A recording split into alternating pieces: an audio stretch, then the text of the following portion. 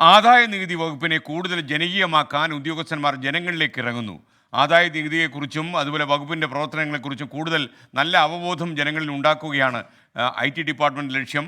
ആദ്യഘട്ടത്തിൽ എറണാകുളം ചെല്ലാനത്തെ പുത്തൻകോട് സർക്കാർ സ്കൂളിൽ സംഘടിപ്പിച്ച പരിപാടി വളരെ ശ്രദ്ധേയമായി. ചെല്ലാനം പുത്തൻതോട് സർക്കാർ ഹൈസ്കൂളിലേക്ക് ഇൻകം ടാക്സ് വാഹനങ്ങൾ പാഞ്ഞെത്തി.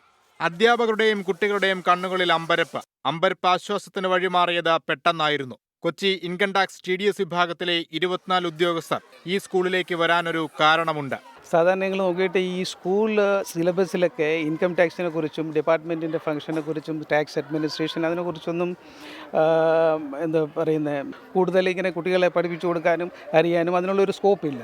അപ്പോൾ ഞങ്ങളുടെ ഡിപ്പാർട്ട്മെൻറ്റ് ഞങ്ങൾക്ക് ഇങ്ങനെ ഔട്ട്റീച്ച് പ്രോഗ്രാംസ് ഒക്കെ ഉണ്ട്. അപ്പോൾ ഈ പ്രോഗ്രാമിൽ കൂടെ ഞങ്ങൾ ഫ്യൂച്ചർ ടാക്സ് പേയേഴ്സ് സിറ്റിസൺസ് ഞങ്ങളിങ്ങനെ കോൺടാക്ട് ചെയ്തിട്ട് ടാക്സ് ഡിപ്പാർട്ട്മെൻറ്റിനെ കുറിച്ചും അഡ്മിനിസ്ട്രേഷനെ കുറിച്ചും അവയർനെസ് ബേസിക്കലി ടാക്സ് അവയർനെസ്സും പിന്നെ ഈ ഫൈനാൻഷ്യൽ ലിറ്ററസി അതിനെക്കുറിച്ചൊക്കെയുള്ള ഒരു ഔട്ട്റീച്ച് പ്രോഗ്രാമാണ് ഞങ്ങളിന്നിവിടെ ചെയ്യുന്നത്.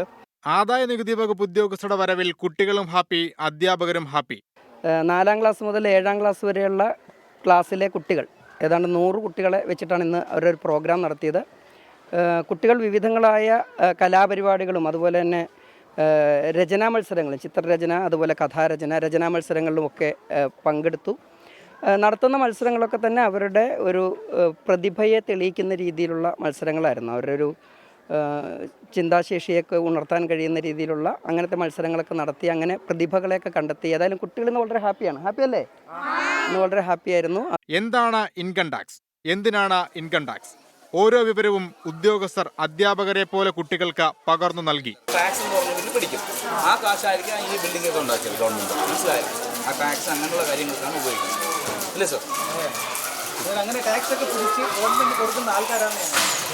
ഞങ്ങളുടെ സ്കൂളിന് വേണ്ടി ഇത്ര രസകരമായ മത്സരങ്ങൾ ഒരുക്കി തന്ന ഇൻകം ടാക്സ് ഡിപ്പാർട്ട്മെൻറ്റിന് ഞങ്ങളുടെ സ്കൂളിൻ്റെ പേരിലും അധ്യാപകരുടെ പേരിലും വിദ്യാർത്ഥിയുടെ പേരിലും ഞങ്ങൾ നന്ദി അറിയിക്കുന്നു.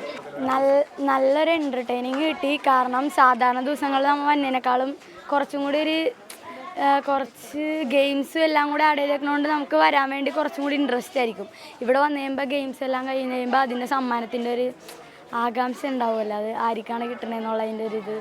പിന്നെ ഫുള്ള് എൻജോയ് ചെയ്യാൻ പറ്റി ഇന്നത്തെ ദിവസം. സ്കൂളിന്റെ മികച്ച പ്രവർത്തനങ്ങൾക്ക് തങ്ങളാൽ കഴിയുന്ന സഹായങ്ങളും നൽകിയാണ് ഉദ്യോഗസ്ഥർ മടങ്ങിയത്. കൊച്ചിയിൽ നിന്നും VS രാഹുലിനൊപ്പം അശ്വിൻ പാലാഴി, 24.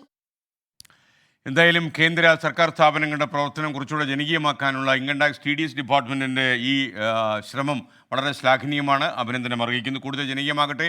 മാത്രമല്ല ആദായ നികുതിയെക്കുറിച്ചും അതിൻ്റെ ആദായ നികുതി കൃത്യമായി അടയ്ക്കേണ്ടതിൻ്റെ ആവശ്യകതയെക്കുറിച്ചും ജനങ്ങളെ കൂടുതൽ ബോധവൽക്കരിക്കാൻ ഈ പരിപാടികളൊക്കെ ഉപകരിക്കട്ടെ. TDS വിഭാഗത്തിന് അഭിനന്ദനങ്ങൾ.